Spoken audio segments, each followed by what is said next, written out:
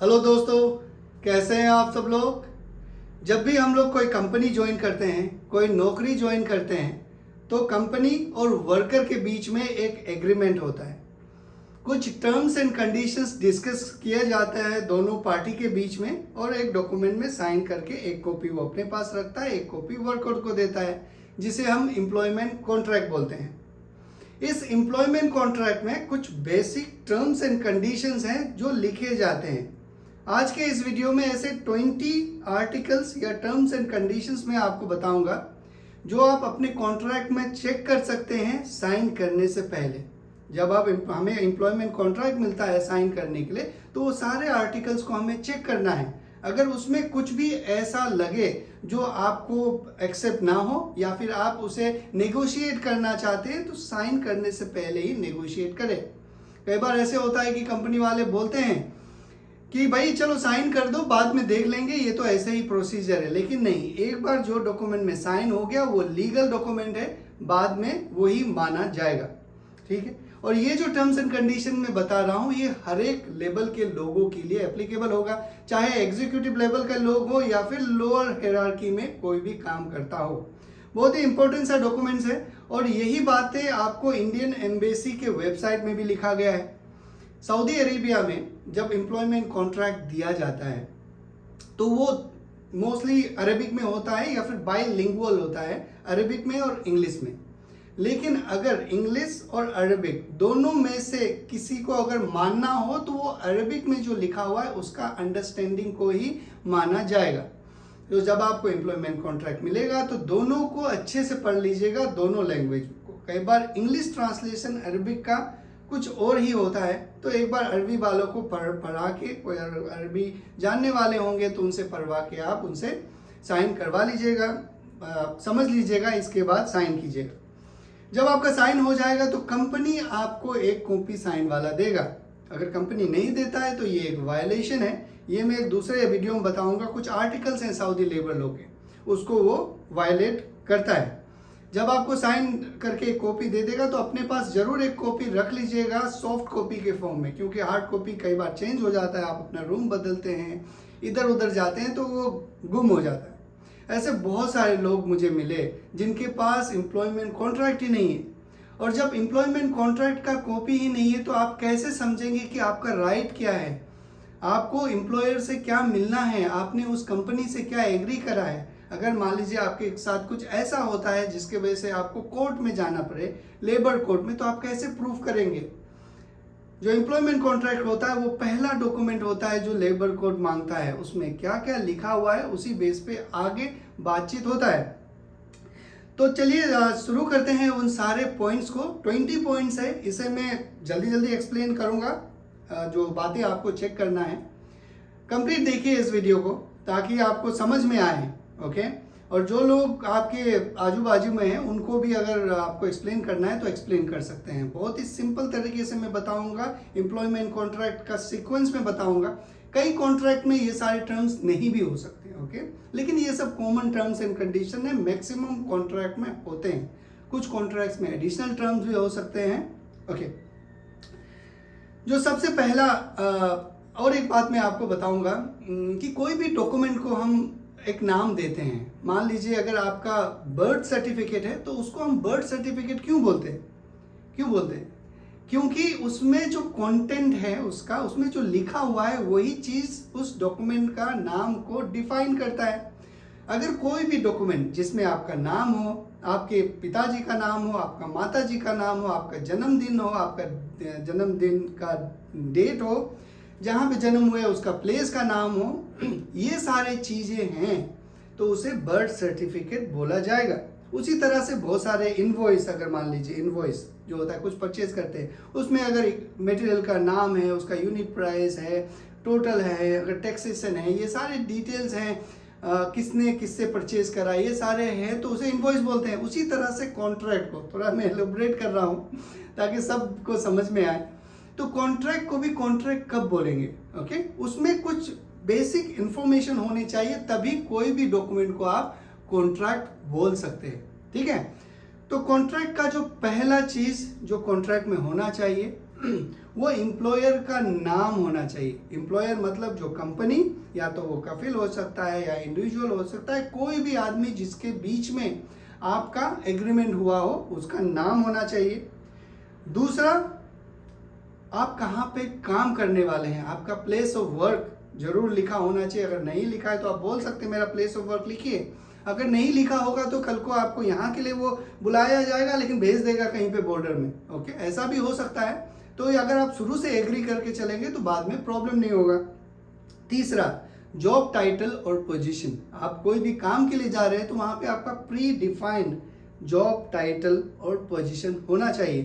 Position इसलिए भी होना चाहिए क्योंकि जब हम ऑर्गेनाइजेशन में होते हैं तो एक हायरार्की में होते हैं, लोअर लेवल से लेके अपर लेवल तक। तो आपका हायरार्की में अगर पोजीशन डिफाइन होगा तो उस हिसाब से आपका ऑथोरिटी लेवल्स और बाकी जो कंपनी में बेनिफिट्स होते हैं वो सारे चीज़ डिफाइन होंगे। अगर कॉन्ट्रैक्ट में ये चीज़ बहुत ही अच्छे से लिखा हुआ होगा तो सिंपल है, आपका काम आसान हो जाएगा। तो तीसरा है जॉब टाइटल और आपका पोजीशन लिखा होना चाहिए। फोर्थ जो टर्म्स है बहुत ही इंपॉर्टेंट, वो है terms of duration of contract. मतलब जब मेरे और कंपनी के बीच में कॉन्ट्रैक्ट हुआ तो कितना समय के लिए है, उस डॉक्यूमेंट का, एम्प्लॉयमेंट कॉन्ट्रैक्ट का वैलिडिटी क्या है। सऊदी में मोस्टली ये 2 साल का होता है और एक्सटेंडेबल होता है। अगर दोनों पार्टी अगर टर्मिनेट नहीं कर रहा तो ऑटोमेटिकली एक्सटेंड हो जाएगा। लेकिन ये बात का ध्यान रखिएगा, अगर आपको इसके बारे में ज़्यादा जानना है कि एक पीरियड के बाद में हम लोग जो भी बाहर से आए हैं उसका कॉन्ट्रैक्ट होता है डिफाइंड पीरियड के लिए, डेफिनेट पीरियड के लिए। लेकिन एक पीरियड के टाइम के बाद वो इनडेफिनिट होता है। ये कॉन्ट्रैक्ट में जो ड्यूरेशन है वो क्लियर नहीं होता है कि कब खत्म हो रहा है। तो उस केस में आर्टिकल 37 है सऊदी लेबर लॉ का, वो बोलता है कि जब तक आपका वर्क परमिट या इकामा वैलिड है तब तक ही आपका कॉन्ट्रैक्ट का ड्यूरेशन होगा। तो वो भी एक है। तो आप अपना कॉन्ट्रैक्ट में ड्यूरेशन 2 साल, 1 साल जो भी है वो क्लियरली लिखवा लीजिएगा। 6th पॉइंट, ओके, जिसके लिए हम लोग काम करते हैं वो है सैलरी, है ना। तो सैलरी के लिए आपको यहाँ पे सऊदी अरेबिया में 3 ब्रेकअप है सैलरी का। एक हो गया बेसिक, दूसरा हो गया हाउसिंग अलाउंस, तीसरा हो गया ट्रांसपोर्टेशन। ओके, तो इसमें आपको बेसिक जो सैलरी है वो क्लियरली लिखा होना चाहिए। बेसिक सैलरी आपका कितना है और कौन से करेंसी में। बेसिक अगर आपका है तो उसके ऊपर आपको 25% हाउसिंग मिलता है और 10% आपको ट्रांसपोर्टेशन मिलता है। कई बार कंपनी पूरा टोटल 100% लिखता है तो उसमें से आप कैलकुलेट कर सकते हैं। बेसिक या टोटल आपको लिखा होना चाहिए। ओके, तो ये 6 पॉइंट है। 7वां वर्किंग आवर्स, ओके, और ओवर टाइम ये भी लिखा होना चाहिए कि आपका वर्किंग आवर्स कितना है। 8 घंटे का ड्यूटी है, 10 घंटे का ड्यूटी है। अगर 10 घंटे का ड्यूटी है तो उसमें ओवर टाइम इंक्लूडेड है नहीं है, ये सारी बातें भी लिखे होने चाहिए। क्यों? कई लोगों को ये बात समझ में आ रहा होगा, कई कंपनी वाले उनसे ज़्यादा काम करवाते हैं, ईद में भी काम करवा रहे हैं लेकिन उनको ओवर टाइम नहीं दे रहे। बोल रहे हैं कि तुम्हारा जो 10 घंटा में काम करवा रहा हूँ इसका पैसा सैलरी में ही जुड़ा हुआ है। इसीलिए जो बेसिक सैलरी है वो लिखा होना जरूरी है। आपका वर्किंग आवर लिखा हुआ जो होना जरूरी है। बेसिक सैलरी इसलिए भी लिखा हुआ होना जरूरी है कि जब आपका ओवर टाइम कैलकुलेट होता है तो 1.5% कैलकुलेट होता है, मतलब 150% कैलकुलेट होता है। 100 जो आपका उस दिन का पूरा सैलरी, उस घंटे का, जितना दिन भी आप काम करेंगे, घंटा दिन काम करेंगे उतना सैलरी, और 50% आपका बेसिक का, 100% टोटल का और 50% बेसिक का। ये जो ओवर टाइम का कैलकुलेशन है इसके ऊपर अलग सा एक वीडियो आप लोगों के साथ जरूर मैं एक्सप्लेन करूँगा। ओके, तो ये था वर्किंग आवर और ओवर टाइम का। जल्दी जल्दी कंप्लीट करते हैं, अभी 7 पॉइंट ही हुआ है। 8वां एकोमोडेशन। एकोमोडेशन आपका कंपनी दे रहा है या फिर आपको अरेंज करना है। अगर कंपनी दे रहा है तो वो आपको 25% नहीं देगा, तो ये भी एग्री होना जरूरी है। 9th point transportation. जो वेजेस में 10% जो वैल्यू रहता है वो ट्रांसपोर्टेशन का अगर कंपनी दे रहा है तो वो इंक्लूड नहीं करेगा। अगर कंपनी नहीं दे रहा है तो आपको 10% सैलरी में जोड़ेगा। ठीक है। 10वां फूड अलाउंस। ये फूड अलाउंस हर किसी के कॉन्ट्रैक्ट में नहीं होता है, कुछ लोगों का होता है जो कंपनी प्रोवाइड करते हैं जिनको फूड अलाउंस वो लिखा हुआ होता है। अगर नहीं भी लिखा है तो एक बार पूछ लीजिएगा फूड अलाउंस का क्या है, तो वो आपको क्लियरिफाई करेगा। 11th medical expenses. आपको हर एक कंपनी एक इंश्योरेंस देता है, यहाँ पे लो है तो यहाँ पे मेडिकल एक्सपेंसेस के बारे में ये लिखा होगा आपके कॉन्ट्रैक्ट में कि आपको मेडिकल एक्सपेंसेस के लिए या तो कुछ कैश दिए जाएंगे या फिर एक इंश्योरेंस दिया जाता है, वो सारे टर्म्स लिखे रहेंगे, लेकिन जरूर एग्री कर लीजिएगा।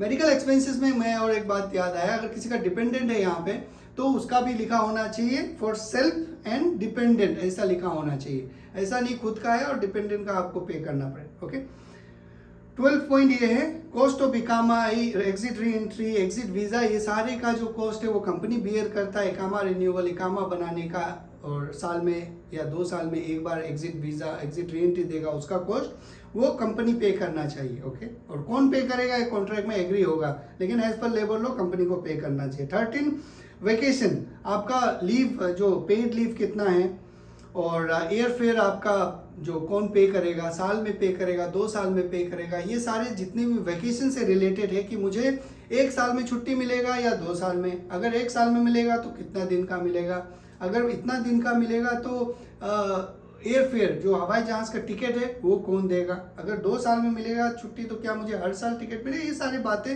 लिखा हुआ रहता है। टिकट कहाँ से कहाँ तक मिलेगा, क्या मुझे मिलेगा, मेरे डिपेंडेंट को मिलेगा, ये सारी टर्म्स एंड कंडीशन यहाँ पे लिखे रहते हैं। अब सबसे इंपॉर्टेंट पॉइंट जो कॉन्ट्रैक्ट में मैं आपको बताने वाला हूँ वो है टर्मिनेशन का। बहुत सारे लोगों का यही सवाल रहता है मुझसे कि टर्मिनेशन, मेरे कॉन्ट्रैक्ट कंपनी छोड़ना चाहता हूँ, क्या मैं टर्मिनेट कर सकता हूँ क्या नहीं, मेरे कंपनी मुझे परेशान कर रहे, मुझे सैलरी नहीं दे रहे, मुझे इकामा रिन्यू नहीं कर रहे, क्या मैं टर्मिनेट कर सकता हूँ कि नहीं। तो मैं हर बार आपको यही बोलता हूँ कि आपका मुझे कॉन्ट्रैक्ट पढ़ना पड़ेगा कि कॉन्ट्रैक्ट में क्या लिखा हुआ है, क्योंकि कॉन्ट्रैक्ट में क्लियरली लिखा रहता है टर्मिनेशन आर्टिकल। 2 पॉइंट्स लिखा रहता है उसमें। पहला ये, जब कंपनी फर्स्ट पार्टी अगर टर्मिनेट करेगा तो क्या क्या ऑब्लिगेशंस रहेंगे, और सेकंड पार्टी अगर मैं वर्कर अगर टर्मिनेट करूंगा तो क्या क्या ऑब्लिगेशंस रहेंगे। कॉमन कॉन्ट्रैक्ट में ये रहता है, अगर कंपनी किसी वैलिड रीजन से आपको टर्मिनेट कर रही है या फिर कोई बिना वैलिड रीजन से या वैलिड रीजन से, या आर्टिकल 80 से या फिर आर्टिकल 74 से, तो वो सारी बातें लिखा हुआ रहता है, उसके बेस पे सारा कुछ डिफाइन होता है टर्मिनेशन का। अगर आप टर्मिनेट कर रहे हैं अपना कॉन्ट्रैक्ट, 2 तरह का बात है इसमें, एक होता है टर्मिनेशन, एक होता है रिजिग्नेशन। ओके, रिजिग्नेशन ये हो गया, मान लीजिए आप, मेरा मानना ये है, टर्मिनेशन ये है कि कॉन्ट्रैक्ट आप कंप्लीट रिन्यू नहीं करना चाहते तो आप टर्मिनेट करें। रिजाइन मतलब आप कॉन्ट्रैक्ट ड्यूरेशन से पहले ही छोड़ना चाहते हैं, ये सिंपल अंडरस्टैंडिंग है। तो अगर आप एज ए वर्कर, अगर एम्प्लॉई अगर टर्मिनेट कर रहे हैं तो उस केस में आपको कुछ नोटिस पीरियड देना पड़ता है। अगर आप नोटिस पीरियड नहीं देंगे तो कुछ उतने मंथ का सैलरी देना पड़ता है, नहीं तो एक आर्टिकल 77 है, उसका सब क्लोज 1 और 2 है, उसमें भी डिफाइन किया गया है। तो ये टर्मिनेशन का बहुत ही इंपॉर्टेंट है, अगर मैं एक्सप्लेन करने लगूंगा आधा घंटा हो जाएगा। ओके, तो इस पर ध्यान दीजिएगा। 17 एंड ऑफ सर्विस बेनिफिट है जो हर किसी को मिलता है। ओके, सऊदी अरेबिया में मिलना चाहिए, एग्रीड होना चाहिए कॉन्ट्रैक्ट में सऊदी लेबर लॉ के मुताबिक। ये एंड ऑफ सर्विस का भी मैंने एक वीडियो आप लोगों के साथ शेयर किया था पहले, जो सऊदी लेबर लॉ वाले प्लेलिस्ट में है कि कैसे एंड ऑफ सर्विस कैलकुलेट करना है, किसको कितना मिलेगा, वो आप देख सकते हैं। 18 है रिन्यूअल, कॉन्ट्रैक्ट जब एक्सपायर हो जाएगा उसका रिन्यूअल का क्या कॉन्सेप्ट है, क्या कैलकुलेशन है, ऑटोमेटिक होगा नहीं होगा, कैसे होगा, वो सारी बातें भी है। ओके, 19th और 19th ये है कि अगर किसी का डेथ हो जाता है यहाँ पे तो उसका मोर्टल रिमेन्स को कंपनी भेजेगा, तो कैसे भेजेगा तो उसका कॉस्ट कौन बियर करेगा, ये सारी बातें भी एग्री होता है कॉन्ट्रैक्ट में। आखिरी ये है, आखिरी 20 पॉइंट जो मैं आपको बताने वाला हूँ वो ये कि अगर कोई डिस्प्यूट होता है, मान लीजिए ये सारे पॉइंट हमने एग्री करे, कंपनी वाला बोल रहा है कि नहीं मैं तो ये एग्री नहीं कर रहा हूँ, मेरा मानना ये है, लेकिन कॉन्ट्रैक्ट में कुछ और लिखा है, आपका अंडरस्टैंडिंग कुछ और है, तो उस चीज़ को सेटल करने के लिए हम लेबर कोर्ट में जाते हैं। लेबर कोर्ट में अगर हम जाएंगे तो वहाँ पे सेटल होना पड़ेगा। तो यहाँ पे 20 में ये लिखा रहता है कि मोड ऑफ सेटलमेंट क्या होगा, क्या 2 पार्टी बैठ के करेंगे, लेबर कोर्ट में जाएंगे, या कैसे होगा या कहाँ होगा, तो वो भी एग्री कर लीजिएगा। तो ये सारे 20 टर्म्स एंड कंडीशंस है जो कॉन्ट्रैक्ट में होते हैं, बेसिक कॉन्ट्रैक्ट में होते हैं। देख लीजिएगा, एक एक पॉइंट्स को अच्छे से पढ़ लीजिएगा, समझ में नहीं आ रहा है तो पूछ लीजिएगा किसी से, इसके बाद साइन कीजिएगा। एक बार साइन कर दिए तो फिर मुंह बंद करके रहिए। तो मैं उम्मीद करता हूं कि आप लोगों को समझ में आ गया होगा, अपने दोस्तों के साथ शेयर कीजिए। आज के लिए बस इतना ही। Thank you very much.